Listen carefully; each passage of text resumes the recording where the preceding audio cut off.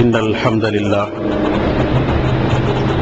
نستعينه ونستغفره ونؤمن به ونتوكل عليه ونعوذ بالله من شرور أنفسنا ومن سيئات أعمالنا من يهده الله فلا مضل له ومن يضلله فلا هادي له وأشهد أن لا إله إلا الله وأشهد أن محمدا عبده ورسوله اللهم صل على محمد وعلى آل محمد كما صليت على إبراهيم وعلى آل إبراهيم إنك حميد مجيد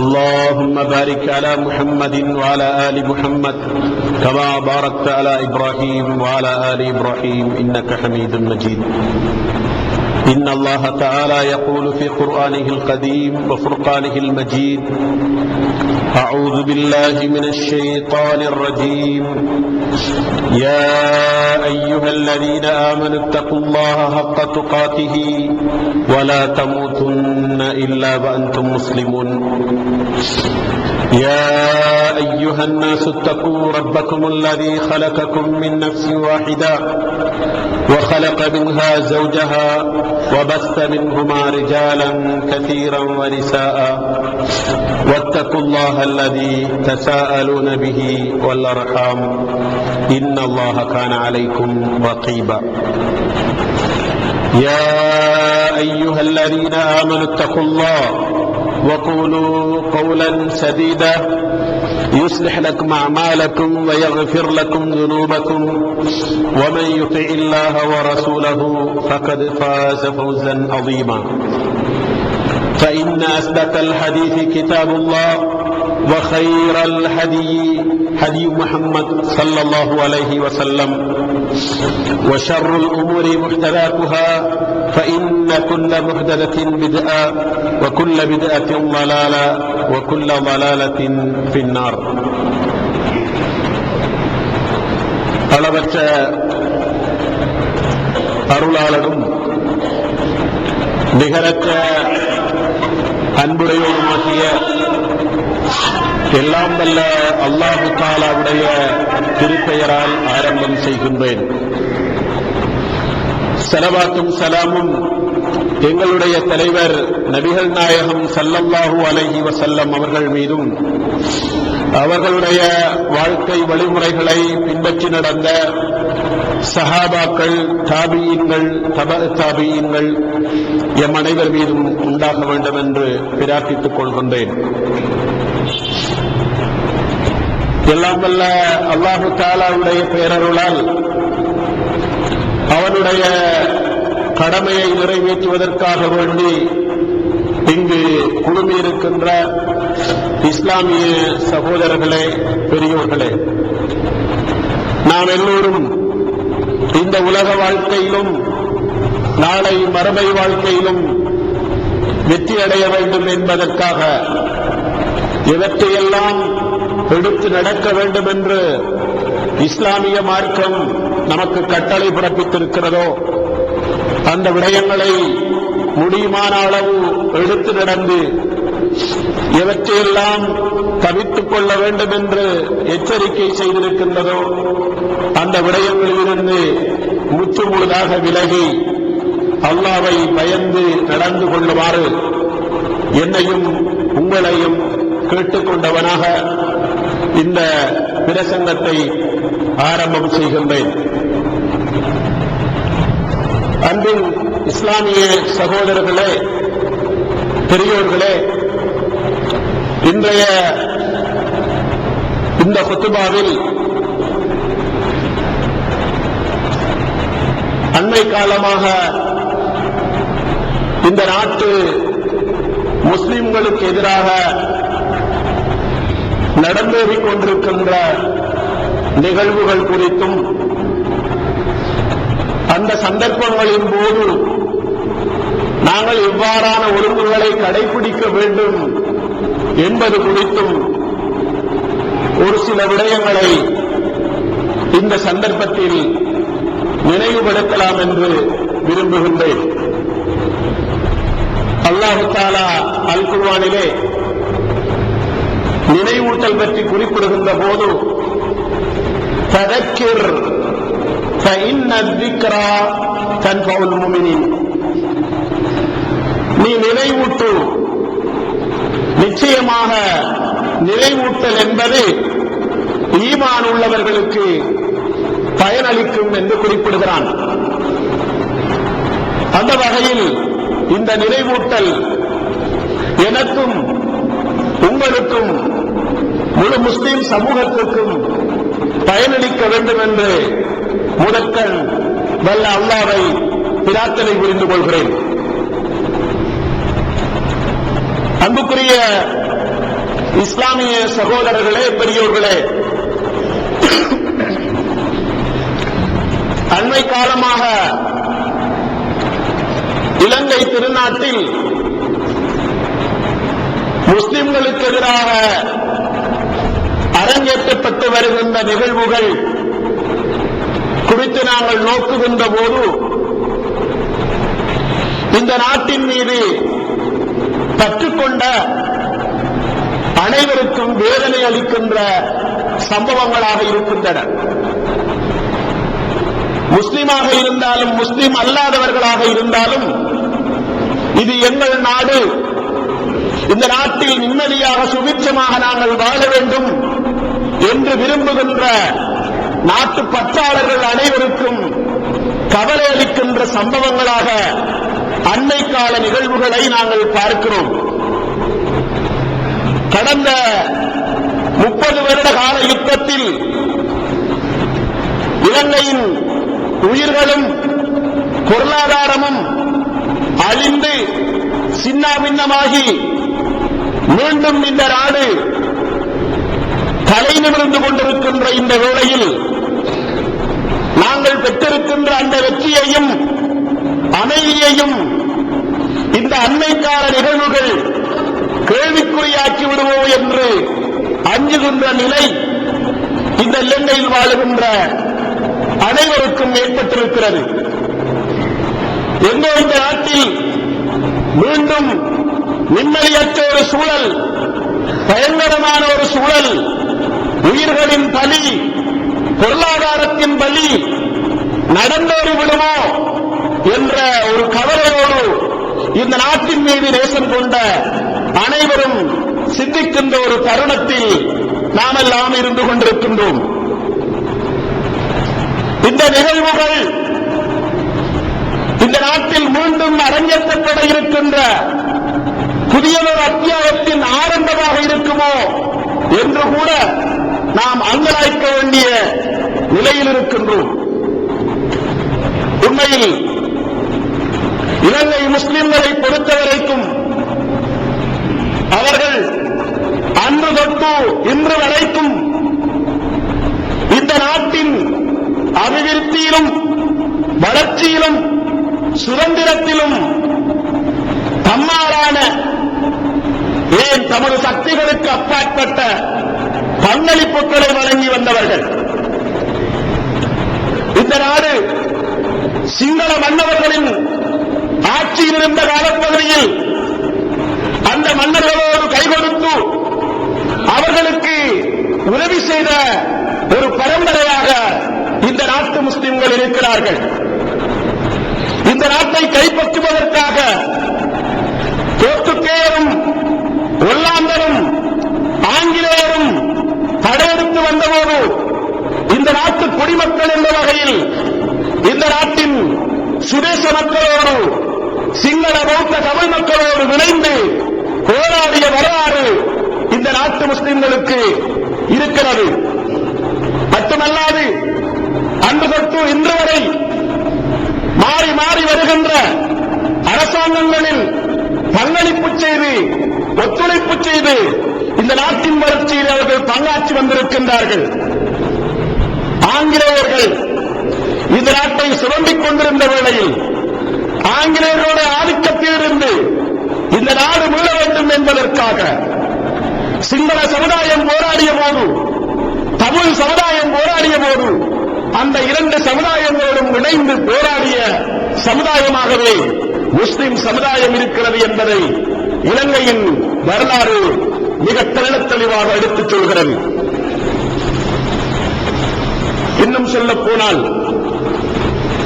கடந்த 30 ஆண்டுகால யுத்தங்களின் போது இந்த நாட்டின் ஒருமைப்பாட்டுக்காகவும் இந்த நாட்டின் பாதுகாப்புக்காகவும் இந்த நாட்டின் பெரும்பான்மை சமூகத்தோடு இணைந்து நின்று போராடிய பெருமை முஸ்லிம் சமுதாயத்துக்கு இருக்கிறது. அந்த யுத்த காலங்களில் இந்த அரசாங்கத்தோடு ஆதரவாளர்களாக இருந்தார்கள்.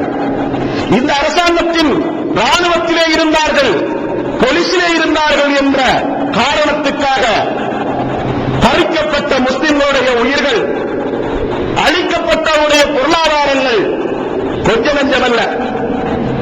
இந்த யுத்த காலங்களின் போது சிங்கள சமுதாயம் எத்தகைய இழப்புகளை சந்தித்ததோ, தமிழ் சமுதாயம் எத்தகைய இழப்புகளை சந்தித்ததோ அவற்றுக்கு எந்த வகையிலும் குறைவில்லாத இழப்புகளை இந்த நாட்டில் கடந்த 30 ஆண்டுகால யுத்தத்தில் முஸ்லிம் சமுதாயம் உயிராகவும் பொருளாகவும் சந்தித்திருக்கிறது என்ற ஒரு உண்மையை இந்த உலகத்திலே யாரும் மறந்துவிட முடியாது, மறுதளித்துவிட முடியாது.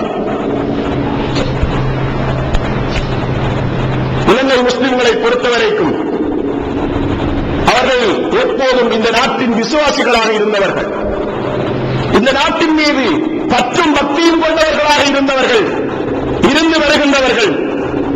எந்த சந்தர்ப்பத்திலும் அந்நியர்களுக்கு இந்த நாட்டை காட்டிக் கொடுத்தவர்களாகவோ, இந்த நாட்டின் தலைமைத்துவங்களை காட்டிக் கொடுத்தவர்களாகவோ, அந்நியர்களின் லாபங்களுக்காக இந்த நாட்டை அழிப்பதற்கு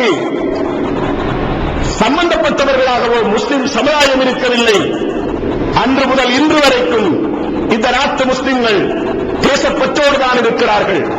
இது இந்த நாடு எங்கள் நாடு, இந்த நாட்டில் நாங்கள் அனைவரும் சுபிட்சமாக, சந்தோஷமாக, மகிழ்ச்சியாக வாழ வேண்டும் என்ற கவலை இந்த நாட்டிலே இருக்கின்ற அனைத்து சுதேச குடிமகனுக்கும் இருப்பது போல அனைத்து முஸ்லிம்களுக்கும் இருக்கிறது என்ற உண்மையை இந்த நாட்டின் மீது பற்றுக்கொண்ட அனைவரும், இந்த நாட்டுடைய வரலாறு தெரிந்த அனைவரும் ஒத்துக்கொள்வார்கள் என்று நான் நினைக்கிறேன்.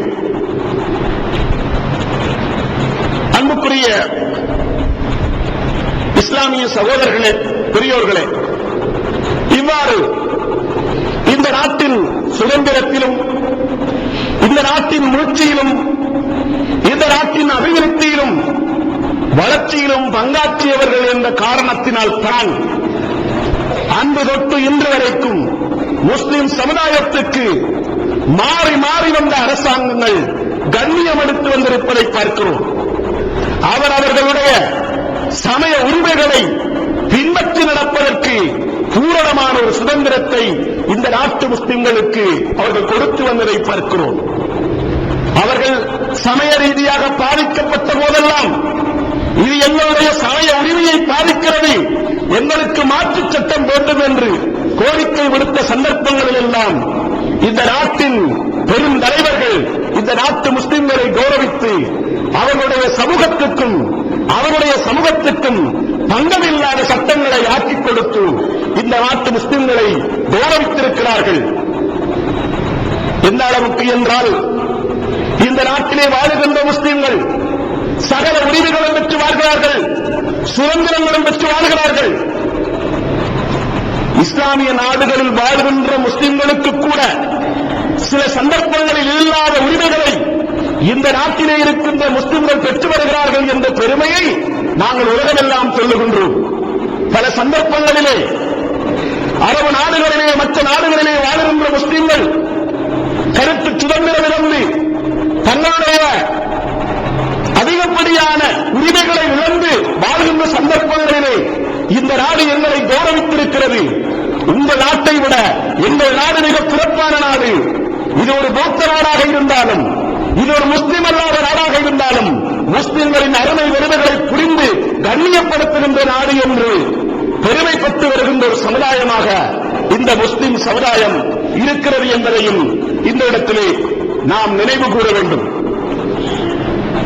அத்தகைய ஒரு சுதந்திரத்தையும் வாழ்வுரிமையையும் எங்களுக்கு தருவதற்கு காரணகர்த்தாக்களாக இருந்த இந்த இலங்கை நாட்டு தலைவர்களுக்கும் இலங்கை நாட்டின் அரசாங்கங்களுக்கும் இந்த முஸ்லிம் சமுதாயம் என்றென்றும் நன்றியுடையவர்கள், அவர்கள் நன்றியுடையவர்களாக இருப்பார்கள் என்பதில் எந்த மாற்று கருத்தும் இல்லை. அன்புக்குரிய சகோதரர்களே, இவ்வாறு இந்த நாட்டின் மீது பக்தியோடு, பற்றோடு, நன்றியுணர்வோடு வாழ்ந்து கொண்டிருக்கின்ற இந்த முஸ்லிம் சமுதாயத்துக்கு எதிராக மேற்கொள்ளப்பட்டு வருகின்ற அண்மைக்கால சம்பவங்கள், நிகழ்வுகள் ஆரோக்கியமானவைகள் அல்ல. இவர்கள் இந்த நாட்டிலே வாழுகின்ற, இந்த நாட்டின் மீது பற்றும் பக்தியும் கொண்ட அனைத்து நடுநிலையான மனிதர்களையும் வேதனைப்படுத்திக் கொண்டிருக்கிறது. பௌத்த சமுதாயத்திலே இருக்கின்ற மிக பெரும்பாலான மக்கள் இந்த நாட்டிலே ஏற்பட்டிருக்கின்ற அண்மைக்கால நிகழ்வுகள் குறித்து வேதனைப்பட்டுக் கொண்டிருக்கிறார்கள். இன்னபிற சமுதாயங்களைச் சேர்ந்தவர்கள் தங்களுடைய கவலைகளை, வேதனைகளை தெரிவித்துக் கொண்டிருக்கிறார்கள். இருந்த போதும் அண்மை காலமாக முஸ்லிம்களுக்கு எதிராக இனத்துவம் பேசி இந்த முஸ்லிம் சமுதாயத்தை இரண்டாம் குடிமக்களாக ஆக்கி, இவர்கள் இந்த நாட்டுக்கு சொந்தக்காரர்கள் அல்ல, இந்த நாட்டின் வந்தோறு குடிகள் என்று அவர்களை அடையாளப்படுத்தி அந்நியப்படுத்துகின்ற பணியை அவ்வப்போது சில பௌத்த தீவிரவாத சக்திகள் மேற்கொண்டு வருவதை நாங்கள் ஒவ்வொருவரும் தெரிந்து வைத்திருக்கிறோம். 1990 கால பகுதியில் வீரவதான என்ற இயக்கம், அதற்கு பிறகு ஜாதிக்க சிகர உரிமை என்ற இயக்கம், அதற்கு பிறகு சிகர உரிமைய என்ற ஒரு அரசியல் கட்சி, அதற்கு பிறகு சிகர ராமய என்ற கட்சி, தற்போது பொதுபல சேன என்று சொல்கின்ற கட்சி அமைப்புகள் பௌத்த தீவிரவாத அல்லது முஸ்லிம் சமூகத்துக்கு எதிரான சிந்தனை போக்குகளை கொண்ட அமைப்புகளாக இந்த நாட்டிலே தொழிற்பட்டுக் கொண்டிருக்கின்ற ஒரு சூழ்நிலையில் இன்று நாங்கள் வாழ்ந்து கொண்டிருக்கின்றோம். இந்த அமைப்புகளால் கடந்த காலங்களிலே முஸ்லிம்கள் சில சந்தர்ப்பங்களில் அவ்வப்போது சில பிரச்சனைகளை எதிர்நோக்குவார்கள். எங்கேயாவது ஒரு இடத்தில் கேள்விப்படுவோம், ஒரு முஸ்லிம் பாடசாலை மாணவி பர்தா அணிந்து சென்ற போது பர்தாவை கலட்டுமாறு சொன்னார்கள் என்று எங்கேயாவது ஒரு செய்தியை நாம் படிப்போம். உடனடியாக அதற்கு மாற்று நடவடிக்கைகள் நடந்து வருவிடும். அல்லது ஹஜ்ஜுடைய காலங்களில் குர்பானி கொடுக்கின்ற போது சில பகுதிகளிலே சில விரும்பத்தகாத சம்பவங்கள் நடந்தேறும், அதோடு முடிந்துவிடும், பிறகு எல்லோரும் ஒன்றாகி விடுவார்கள் என்ற ஒரு நிலைதான் கடந்த காலங்களிலே காணப்பட்டதை பார்க்கிறோம். ஆனால் அண்மை காலமாக கடந்த 2012ஆம் ஆண்டிலிருந்து இந்த வருடத்தின் இந்த ஆரம்ப சில மாதங்கள் வரைக்கும் இந்த முஸ்லிம்களுக்கு எதிரான இனத்துவேச நடவடிக்கைகள் கட்டவிழ்த்து விடப்பட்டிருக்கின்ற ஒரு நிலையை பார்க்கிறோம். தம்புள்ளை பள்ளிவாசலை தகர்ப்பதற்காக அவர்கள் மேற்கொண்ட ஆர்ப்பாட்ட பேரணியில் இருந்து நாளுக்கு நாள் வேறு வேறு வகையான செய்திகளை முஸ்லிம்களுக்கு எதிராக இவர்கள் மேற்கொண்டு கொண்டிருக்கின்ற நடவடிக்கைகளை நாங்கள் மீடியாக்கள் ஊடாக தெரிந்து வைத்திருக்கிறோம். இவர்கள் தங்களுடைய ஆர்ப்பாட்டங்களின் போது சொல்லுகின்ற கருத்துக்கள் இங்கே மிக முக்கியமாக குறிப்பிடத்தக்கவைகள். அதில் ஒன்று, முஸ்லிம்கள் என்பவர்கள் இந்த நாட்டின் சொந்தக்காரர்கள் கிடையாது. அவர்கள் இந்த நாட்டுக்கு வியாபாரத்துக்காக வந்து ஏறி இங்கு குடிவந்தவர்களை ஒழிய இந்த நாட்டின் பூர்வீக சொந்தங்கள் கிடையாது. எனவே இந்த நாடு விஷயத்தில் உரிமை கோருவதற்கு, இந்த நாடு வைத்து பேசுவதற்கு அவர்களுக்கு அருகதை இல்லை என்ற ஒரு சிந்தனையை அவர்கள் சாதாரணமான மக்கள் மத்தியிலே பரப்பி வருகிறார்கள். முஸ்லிம்கள் அவர்களுடைய சனத்தொகை பெருகிக் கொண்டு வருகிறது. அவர்கள் ஒவ்வொருவரும் 4-5 பிள்ளைகளை பெற்றுக் கொண்டிருக்கிறார்கள். இவருடைய சனத்தொகை அதிகரித்து வருகிறது. காலப்போக்கில் 2030-35 ஆண்டுகளிலே இந்த நாட்டில் பெரும்பான்மை சமுதாயமாக அவர்கள் மாறிவிடுவார்கள், இந்த நாட்டின் ஆட்சியை கைப்பற்றி விடுவார்கள் என்று பிரச்சாரம் செய்து வருகின்ற ஒரு நிலையையும் நாங்கள் பார்க்கிறோம். உண்மையிலே புள்ளி விவர ஆய்வாளருடைய கருத்துப்படிக்கு இந்த நாட்டிலே முஸ்லிம்களுடைய சனத்தொகை வளர்ச்சி பலமையான வளர்ச்சி தான் இருக்கிறது. சாதாரணமாக சிங்கள சமூகத்தின் வளர்ச்சியை விடவும் குறைவாகத்தான் முஸ்லிம் சமுதாயத்துடைய வளர்ச்சி இருக்கிறது என்பதைத்தான் புள்ளி விவரவியலாளர்கள் குறிப்பிடுகிறார்கள்.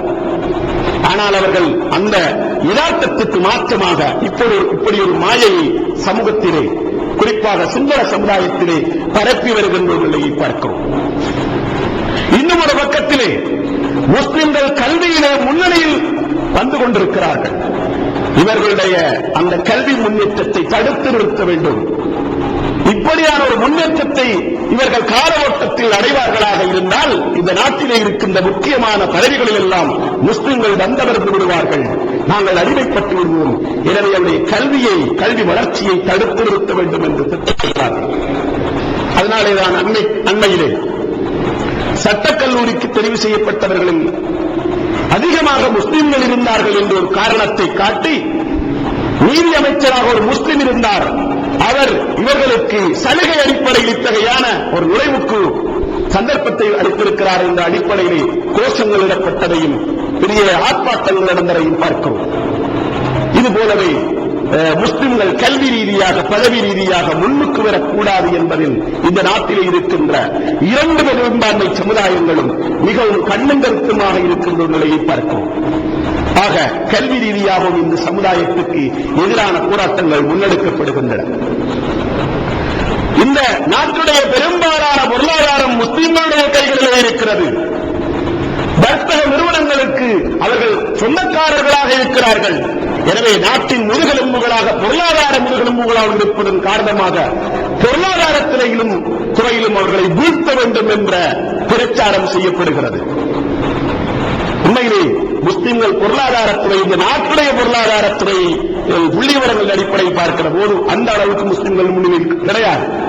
இருந்தாலும் முக்கியமான நகரங்களில் அவருடைய வர்த்தக நிலையங்கள், பெரும்பெரும் வர்த்தக நிலையங்கள் அமையப்பட்டிருப்பதன் காரணமாகத்தான் இந்த கூப்பாடு நடக்கிறதை ஒழிய அதிலும் உண்மை நிச்சயமாக கிடையாது என்பதுதான் புள்ளி விவரங்கள் நமக்கு சொல்லித் தருகின்ற உண்மையாகும். இதன் காரணமாக கடந்த காலங்களிலே மிகப்பெரிய வர்த்தகர்களாக இருந்த, மிகப்பெரிய வியாபாரிகளாக இருந்த, மிகப்பெரிய இறக்குமதியாளர்களாக இருந்த முஸ்லிம்களுடைய பொருளாதாரங்கள் அப்படியே தடை செய்யப்பட்டதை பார்க்கிறோம். பெரும்பான்மை சமூகத்துடைய கைகளுக்கு மாறி இருக்கும் நிலையை பார்க்கிறோம். இந்த நாட்டிலே மிகப்பெரிய சொத்துப்பத்துக்களுக்கு அதிபதிகளாக இருந்த, மிகப்பெரிய ஏற்றுமதி இறக்குமதியாளர்களாக இருந்த முஸ்லிம்கள் பலர் இன்று மிகவும் வறுமையான ஒரு நிலைக்கு தள்ளப்பட்ட ஒரு நிலை இந்த நாட்டிலே ஏற்பட்டிருக்கின்ற உண்மையையும் இந்த இடத்திலே நாங்கள் நினைவுபடுத்தாமல் இருக்க முடியாது. இதுபோலவே முஸ்லிம் சமுதாயத்துடைய குடியிருப்புகள், அவருடைய குடியிருப்பு காணிகள், இவைகளிலே அடந்தேறி அத்துமீறி குடியேற்றங்கள் நடத்தப்படுகின்ற சந்தர்ப்பங்களை நாங்கள் இந்த நாட்டிலே மிக தெளிவாக பார்த்துக் கொண்டிருக்கிறோம். அதை பற்றி தமிழ் சமுதாயம் பேசிக் கொண்டிருக்கிறது, முஸ்லிம் சமுதாயங்களும் பேசிக் கொண்டிருக்கிறது. குறிப்பாக வடக்கு கிழக்கு பகுதிகளிலே யுத்தத்துக்கு பிறகு முஸ்லிம்கள் தன்னுடைய சொந்த காணிகளுக்கு போய் குடியேற முடியாத ஒரு நிலைக்கு இன்றைக்கு ஆளாக்கப்பட்டிருக்கிறார்கள். அந்த காணிகள் எல்லாம் பறிமுதல் செய்யப்பட்டிருக்கின்ற ஒரு நிலையை பல இடங்களிலே நாங்கள் பார்க்கிறோம். கிழக்கு மாகாணத்திலே அது பற்றிய தகவல்கள் நமக்கு குறைவாக இருந்தாலும் வடக்கு மாகாணத்திலே மிக அதிகமாக முஸ்லிம்கள் தங்களுடைய சொந்த இடங்களில் உள்ள குடியேற முடியாத நிலைக்கு அவருடைய காணிகள் பறிபோயிருக்கின்ற ஒரு நிலை காணப்படுகின்றது. இதுபோலவே முஸ்லிம்களுடைய சமய ரீதியான உரிமைகள், அவருடைய ஹிஜாப் பர்தாஸ்க்கு எதிரான விமர்சனங்கள், ஹலால் உணவுக்கு எதிரான விமர்சனங்கள், அவர்களுடைய மார்க்க பற்றோடு தொடர்பான விஷயங்கள் தொடர்பான விமர்சனங்கள் எல்லாம் இந்த நாட்டில் இப்போது தீவிரமாக முன்னெடுக்கப்பட்டிருக்கின்ற ஒரு நிலையை பார்க்கிறோம். இந்த முஸ்லிம்களுக்கு எதிரான பிரச்சாரத்தில் இன்றைக்கு முதன்மையான இடத்தை பிடித்திருக்கின்ற விவகாரம் தான் இந்த ஹலால் சான்றிதழ் என்ற விவகாரம் அமையப்பட்டிருப்பதை பார்க்கிறோம்.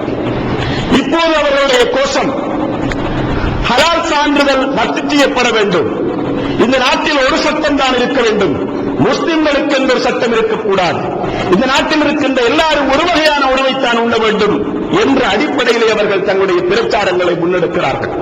ஆனால் இது ஹலாலோடு முடிந்து விடுகிற விஷயம் அல்ல.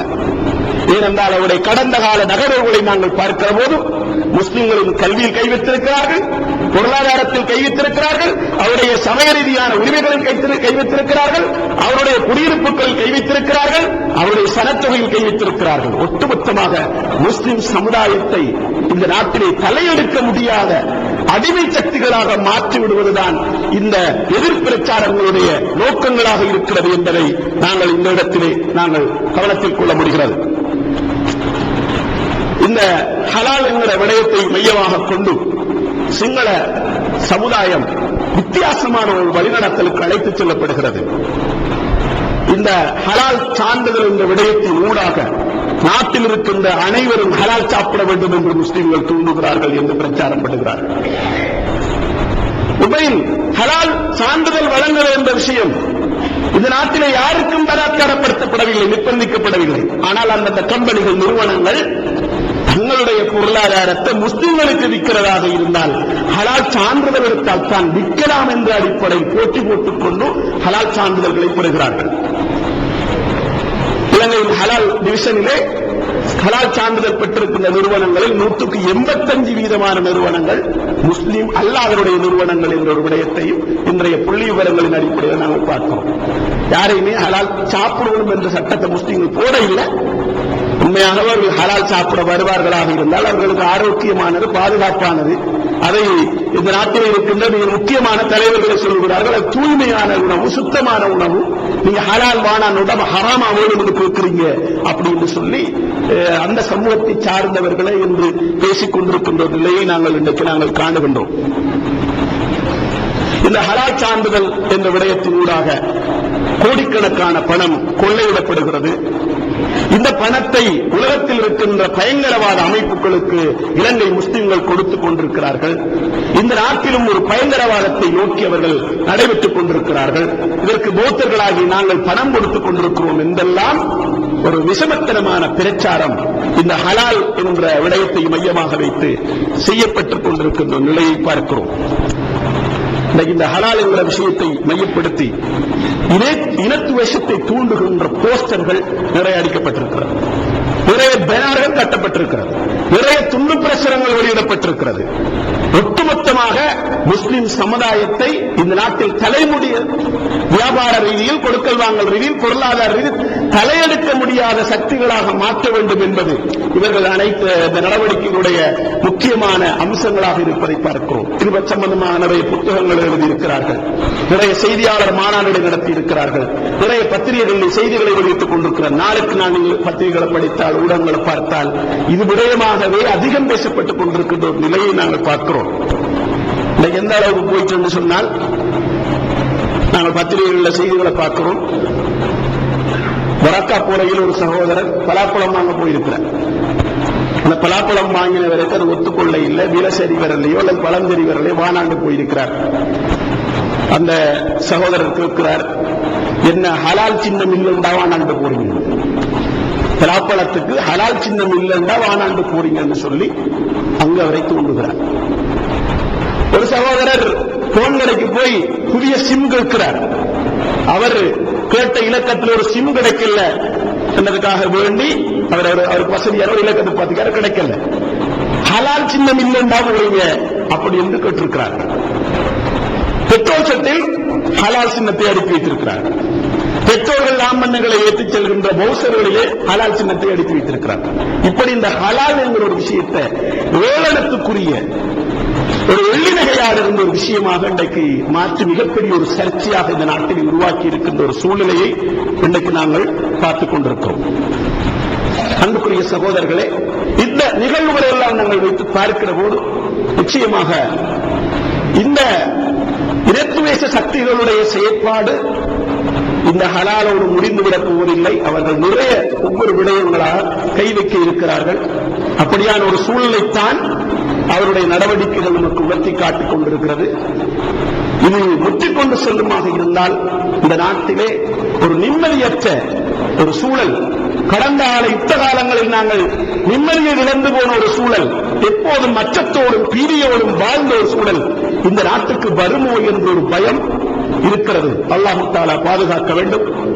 நாங்கள் எல்லோரும் அல்லாஹு தஆலாவிடத்திலே ஐவேளையிலும் இரவு நேர தொழுகையிலும் பிரார்த்திக்க வேண்டும்.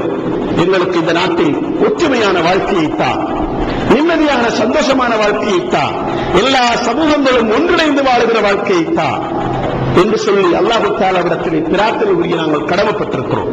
எல்லாம் வல்ல அல்லாஹு தஆலா அத்தகைய ஒரு நிலையை இந்த நாட்டிலே வாழுகின்ற அனைத்து மக்களுக்கு ஏற்படுத்த வேண்டும். இந்த நாட்டிலே இருக்கின்ற தலைவர்களுக்கு நல்ல சிந்தனைகளை கொடுக்க வேண்டும். இந்த நாட்டிலே வாழுகின்ற அனைத்து மக்களும் சௌஜன்யத்தோடு சகோதரத்துவத்தோடு வாழ்வதற்கு அவர்கள் வழிசமைத்துக் கொடுக்க வேண்டும். அதற்கு அல்லாஹ் தஆலா அவர்களுக்கு உதவி புரிய வேண்டும் என்று கேட்டு பிரார்த்தித்து என்னுடைய உரையை நிறைவு செய்து கொள்கிறேன். வாஹிரு தாவானா அல்ஹம்துலில்லாஹி ரப்பில் ஆலமீன். அல்ஹம்துலில்லாஹி ஹம்தன் கதீரன் கமா அமர். وأشهد أن لا إله إلا الله وأشهد أن محمدا عبده ورسوله. اللهم صل على محمد وعلى آل محمد كما صليت على إبراهيم وعلى آل إبراهيم إنك حميد مجيد. அன்பின் இஸ்லாமிய சகோதரர்களே, பெரியோர்களே, இந்த நாட்டு முஸ்லிம்களுக்கு எதிராக துர்ப்பிரச்சாரங்களிலே ஈடுபட்டு இடத்துவசங்களை உருவாக்கி இந்த நாட்டிலே கலைபரங்களை குழப்பங்களை உண்டு பண்ணுகின்ற சக்திகளில் இருந்து அல்லாஹ் தஆலா இந்த நாட்டையும் இந்த நாட்டிலே வாழுகின்ற அனைத்து மக்களையும் பாதுகாக்க வேண்டும் என்று நாம் இந்த இடத்திலே பிரார்த்தித்துக் கொள்வோம். இலங்கை முஸ்லிம்களுக்கு எதிராக இத்தகைய துன்ப பிரச்சாரத்தில் ஈடுபட்டுக் கொண்டிருக்கின்றவர்கள் ஒரு செய்தியையும் சொல்லுகிறார்கள். அது என்ன செய்தி என்றால், நாங்கள் பாரம்பரிய முஸ்லிம்களுக்கு எதிரானவர்கள் அல்ல.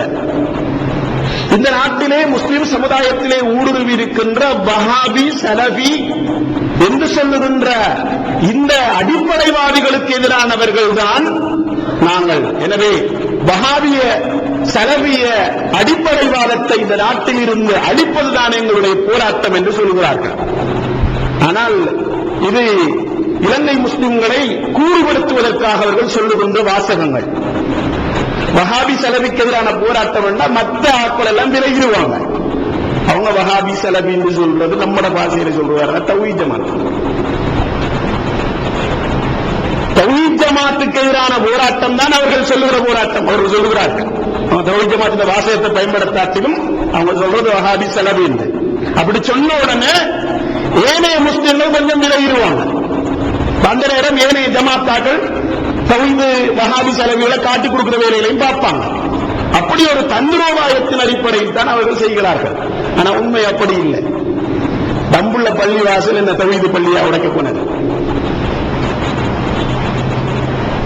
நோலுமிட்ட உடைக்க போனது தாக்க போனது என்ன தௌஹீதுக்காரன கிடையாது. அல்லது இந்த நாட்டிலே பல பள்ளிவாசல்களையும் பலருடைய பொருளாதாரையும் அளிப்பதற்காக நீங்க மேற்கொண்ட நடவடிக்கை எல்லாம் என்னது வஹாபியோடையும் சலபியோடையுமா? இல்ல, அது ஒரு சும்மா ஒரு தந்திரோபாயமான வார்த்தை. அப்படி சொல்லிட்டா இந்த பாரம்பரிய முஸ்லிம்கள் இருக்கிற கொஞ்சம் பேர் கலந்துருவான். சில நேரங்களில் சப்போர்ட் அளிப்பான், சப்போர்ட்டா இருந்திருக்கிறார்கள். ஏனால் அந்த பொதுபலசேன் என்ற அந்த அமைப்பு அறிக்கையிட்டு இருக்கிறது, பாரம்பரிய முஸ்லிம்கள் என்னிடத்துல வந்து முறப்பட்டிருக்கிறாங்க. இவங்க தான் பள்ளி கட்டுறாங்க, மதரசா கட்டுறாங்க, இவங்க தான் குழப்பங்களை உண்டு பண்றாங்க, இவங்க தான் அடிப்படைவாதிகள், எங்களுக்கும் இந்த நாட்டுக்கும் பிரச்சனை இல்லை, நீங்க பார்க்கிற அவங்கள பார்த்துங்க அடிப்படையில் 12 வகையான முறைப்பாடுகளை எங்களுக்கு பாரம்பரிய முஸ்லிம்கள் தந்திருக்கிறார்கள் என்று அவர்கள் சொல்லுகிறார்கள். இவரோட பங்களிப்பும் இருக்கிறார் கூட. ஆனால் இந்த கட்டத்தில் நாங்கள் அப்படி பார்க்க முடியாது. அவருடைய நடவடிக்கைகள் எல்லாமே இந்த நாட்டு முழு முஸ்லிம் சமுதாயத்துக்கு எதிரான போராட்டமே அன்றி நிச்சயமாக வேறில்லை என்பதை எல்லாரும் இந்த இடத்துல மிக தெளிவாக புரிந்து கொள்ள வேண்டும். இந்த நாட்டில் அப்படி ஒரு முரண்பாடு வந்துவிடக் கூடாது. அப்படி வருமாக இருந்தால் கலவரங்களின் போது வஹாபிக்காரன் சலபிக்காரன் நெடுஞ்செய்தி நடக்காது. நகரப்புறங்கள்ல, தலைநகரங்கள்ல, முக்கியமான இடங்கள்ல அங்குதான் இத்தகைய அத்துமுறைகள் நடக்கும். எனவே இப்படியான அழிவுகள், மோசமான ஒரு சூழ்நிலை இந்த நாட்டு முஸ்லிம்களுக்கு வரக்கூடாது என்ற அடிப்படையில் அனைத்து முஸ்லிம்களும் ஒன்றிணைந்து செயல்பட வேண்டிய ஒரு தேவையும், இந்த நாட்டு தலைவர்களோடு, அரசியல்வாதிகளோடு, அரசாங்கங்களோடு நல்ல உறவுகளை பேணி அவர்களுக்கு இந்த உண்மையான யதார்த்தங்களை புரியப்படுத்த வேண்டிய தேவையும் இந்த நாட்டுக்கு முஸ்லிம்களுக்கு இருக்கிறது என்பதை நாங்கள் இந்த இடத்திலே மறந்துவிட முடியாது. ஆனால் இந்த தருணத்திலே இந்த நாட்டில் இருக்கின்ற எங்களுடைய அரசியல்வாதிகள், அரசியல் தலைமைகள் என்ன செய்கிறார்கள் என்று எங்களுக்கு ஒன்றுமே தெரியாமல் இருக்கிறது. என்னவும் செய்கிறாங்களோ தெரியல. பங்காளி கட்சிக்காரர்கள் இருக்கிறார்கள், அமைச்சர்மார்கள் இருக்கிறார்கள், பிரதி அமைச்சர்கள் இருக்கிறார்கள், பாராளுமன்ற உறுப்பினர்கள் இருக்கிறார்கள், எதிர்க்கட்சி உறுப்பினர்கள் இருக்கிறார்கள், முதலமைச்சர்கள் இருக்கிறார்கள், மாகாண அமைச்சர்கள் இருக்கிறார்கள். அடிமட்டம் வரைக்கும் அரசியல் பிரதானிகளை கொண்டு நிரம்பி போன சமுதாயம். ஆனால் ஒருத்தரும் இந்த சமூகத்துக்கு நடக்கிற இந்த விடயங்கள் குறித்து வாய் திறந்ததாக இருக்கும் தெரியவில்லை. சில நேரங்களில் பாராளுமன்றத்திலே முஸ்லிம்களுக்கு எதிராக இப்படியெல்லாம் நடக்கிறது என்று மாற்றுக் கட்சியினர் பிரேரணைகளை கொண்டு வருகிறது. அப்படியெல்லாம் ஒன்று நடக்கல் என்று சொல்லுகிற அளவுக்குத்தான் இன்றைய முஸ்லிம் அரசியல்வாதிகள் இருக்கிறார்கள் என்றால் இவங்களுக்கு இன்னும் பிரச்சனையோ தெரியல. நமக்கு வேற ஏதாவது தூர நோக்குகளோடு இருக்காங்களா, இல்லை வேற ஏதாவது அழுத்தங்களா, வேற ஏதாவது பிரச்சனையா நமக்கு தெரியாது. ஆனால் கட்டாயம் இந்த முஸ்லிம் அரசியல் தலைவர்களை பாராளுமன்றங்களுக்கும் அமைச்சரவைக்கும் மாகாண சபைகளுக்கும் முஸ்லிம் சமுதாயம் அனுப்பியது அவர்கள் சார்பாக பேசுவதற்காக, அவர்களுடைய பிரச்சனைகளை தைரியமாக எடுத்துச் சொல்வதற்காக. எனவே அத்தகைய பணிகளை கட்டாயம் முஸ்லிம் சமுதாயத்து தலைவர்கள் இனி வருகின்ற காலங்களிலாவது மிக அவசியமாக அவசரமாக செய்ய வேண்டிய தேவைப்பாடு இருக்கிறது. குறைந்தபட்சம் எதிர்க்கட்சி ஆளுங்கட்சியில் இருக்கின்ற அனைத்து முஸ்லிம்களாவது ஒன்று சேர்ந்து ஒரு அமைப்பாக செயற்பட்டு உங்களுடைய இந்த நாட்டு முஸ்லிம்களுடைய உரிமைகளை நீங்க கை வைக்காதீங்க. இந்த நாட்டுக்கு நாங்களும் சொந்தக்காரர்கள், இந்த நாட்டின் பற்று, இந்த நாட்டின் மீது பற்றுக் கொண்டவர்கள், இந்த நாட்டுக்காக நாங்களும் பங்களிப்பு செய்தவர்கள் என்ற விடயங்களை தெளிவுபடுத்தி முஸ்லிம்களுடைய உரிமைகளை பாதுகாப்பதற்கு இந்த முஸ்லிம் அரசியல் தலைவர்கள் ஒன்று பெற வேண்டிய காலம் வெகு தூரத்திலே இல்லை. அவர்கள் மிக அவசரமாக ஒன்றுபட்டு இந்த முஸ்லிம் சமுதாயத்துக்காக குரல் கொடுக்க வேண்டிய தேவை இருக்கிறது. அந்த சந்தர்ப்பங்களில் அவர்கள் அமைச்சு பதவி போகும் என்றோ, அல்லது தலைமைத்துவம் போகும் என்றோ, அல்லது பாராளுமன்ற உறுப்பினை போகும் என்றோ, அல்லது இன்னொரு பதவிகள் அறிந்து பறிக்கப்பட்டு விடுமோ என்று அவர்கள் பயப்படுவார்களாக இருந்தால் அவர்கள் இந்த முஸ்லிம் சமுதாயத்துடைய பிரதிநிதிகளாக இருக்கிறார்கள் என்று நாம் நம்ப வேண்டிய தேவை இருக்க மாட்டார். சில பத்திரிகைகளிலே ஊடகங்கள் எழுதுகிறார்கள், இவங்க எல்லாரும் மாட்டிக்கிட்டாங்க, வெட்டக்கரை கீழாம இருக்கிறாங்க, வாய்வு வந்து கீழாம இருக்கிறாங்க, வாய்வு வந்து அவர்களுக்கு போய்த்திருவார் என்று சொல்றாங்க. ஊடகங்கள் சொல்லுகிறது. அதிலும் உண்மை இருக்கிறதோ தெரியவில்லை. அல்லாஹ்வை மிகவும் மறைத்தவராக இருக்கிறார்.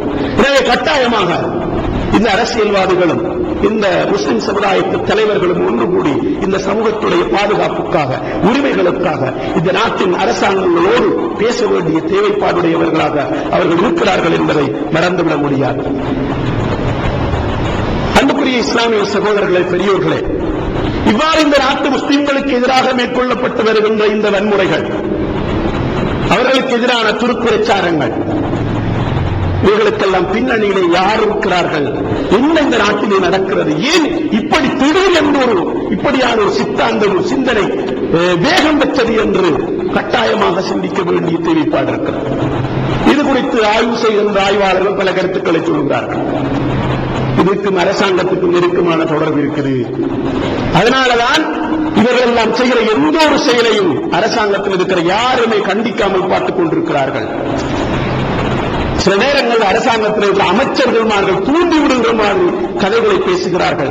இடத்துவேசம் கட்டுகள் அடிப்படை நடந்து கொள்கிறார்கள். அரசாங்கத்துக்கு சம்பந்தம் இருக்கிறது என்று சொல்கிறார்கள். அல்லாஹ்வை மிகவும் அறிந்தவனாக இருக்கிறார். நாங்கள் அப்படி நம்பவில்லை. இந்த நாட்டு அரசாங்கம் இந்த இனத்துவேச சக்திகளோடு போய் கைகோர்த்துக் கொண்டு இந்த முஸ்லிம் சமுதாயத்துக்கு அநியாயம் செய்யும் என்ற நம்பிக்கை எங்களுக்கு இல்லை. அந்த நம்பிக்கை அற்றவர்களாக இருக்கிறோம்.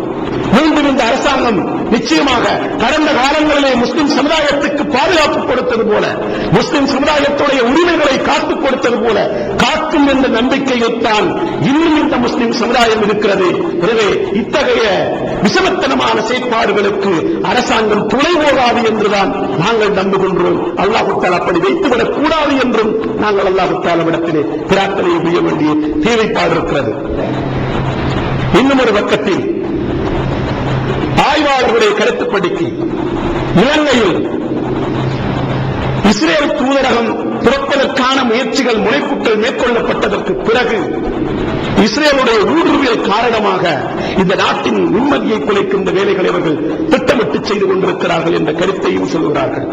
அதிலும் நிச்சயமாக உண்மை இல்லாமல் இருக்க முடியாது. இஸ்ரேலியர்கள், யூதர்கள் அவர்களுடைய பாரம்பரிய பழக்கம் புத்தி என்னவென்றால் யாரையும் நிம்மதியாக இருக்க விட மாட்டார்கள், யாரையும் சந்தோஷமாக இருக்க விட மாட்டார்கள். அந்த நாடுகளுக்குள்ளே தங்களுடைய மூக்குகளை நுழைத்து அங்கு குழப்பங்களை உண்டு பண்ணி அதிலே லாபம் காணுகின்ற வக்கிரப்பட்டு கொண்டவர்களாகவே யூதர்கள் எப்போதும் வரலாற்றில் இருந்திருக்கிறார்கள். எனவே அந்த யூத இஸ்ரேலிய தூதரகத்தின் முன்னெடுப்புகளுக்கு பிறகு இந்த நாட்டில் இப்படியான ஒரு சூழ்நிலையை இவர்கள் ஏற்படுத்த முயற்சிக்கக்கூடும்.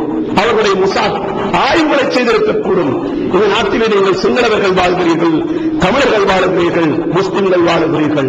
ஆனால் முஸ்லிம்கள் தான் எல்லாத்திலையும் பெரியாக்களா இருக்கிறாங்க, பொருளாதாரங்களில் முன்னுக்கு இருக்கிறாங்க, பிறப்பு வீதத்தில் அவங்களோட வீதம் கூட இருக்குது, நகரப்புறங்களில் முக்கியமான இடங்கள் அவங்கள்ட்ட இருக்குது. இப்ப எல்லாம் பார்க்கிற போது இது முஸ்லிம் நாடா இல்லை மூத்த நாடா என்று சந்தேகிக்கிற அளவுக்கு இருக்கிறது என்று அவர்கள் இந்த நாட்டின் அதிகாரிகளோடு கருத்துக்களை பரிமாறுகிறார்கள். அதனுடைய விளைவுதான் இத்தகைய தாக்கங்களை உண்டு பண்ணுகிறதோ என்று ஆய்வாளர்கள் கருத்து தெரிவிக்கிறார்கள். இதிலும் நிச்சயமாக உண்மை இல்லாமல் இருக்க முடியாது. அப்படியான ஒரு சூழ்நிலையும் ஏற்பட்டுவிடக்கூடும். அல்லாஹ் தஆலா அப்படி இறுக்கமாக இருந்தால் அந்த யூதர்களுடைய முயற்சிகளை தவிடுபடியாக்க வேண்டும். இந்த நாட்டிலே குழப்பங்களை உண்டு பண்ணி இந்த நாட்டிலே வாழுகின்ற மக்களுக்கு மத்தியிலே நிம்மதியை ஒலிக்கச் செய்து அவர்களை மீண்டும் மீண்டும் ஒரு யுத்தத்துக்குள் சண்டைக்குள் தள்ளுகின்ற பணியை இந்த யூத சமுதாயம் செய்யுமாக இருந்தால் அல்லாஹ் தஆலா அவர்களுடைய அந்த முயற்சிகளை தோற்கடிக்க வேண்டும், அவர்களுக்கு எதிரானதாக அந்த முயற்சிகளை மாற்ற வேண்டும் என்று நாங்கள் எல்லாம் வல்ல இறைவனிடத்திலே பிரார்த்தனை செய்ய வேண்டிய தேவைப்பாடுடையவர்களாக இருக்கிறோம். ஆய்வாளர்கள் இன்னும் ஒரு கருத்தையும் சொல்லுகிறார்கள். அது என்னவென்றால் எதிர்வருகின்ற மாதம் ஐக்கிய நாடுகள் சபையிலே இலங்கைக்கு எதிரான மனித உரிமை மீறல் தொடர்பான குற்றப்பிரேரணை மீண்டும் சமர்ப்பிக்கப்பட இருக்கிறது. இந்த சமர்ப்பணத்தின் போது கடந்த பிரேரணையில் அரபு நாடுகள் எல்லாம் முஸ்லிம்களுடைய முயற்சி காரணமாக இந்த நாட்டுக்கு ஆதரவாக வாக்களித்தது.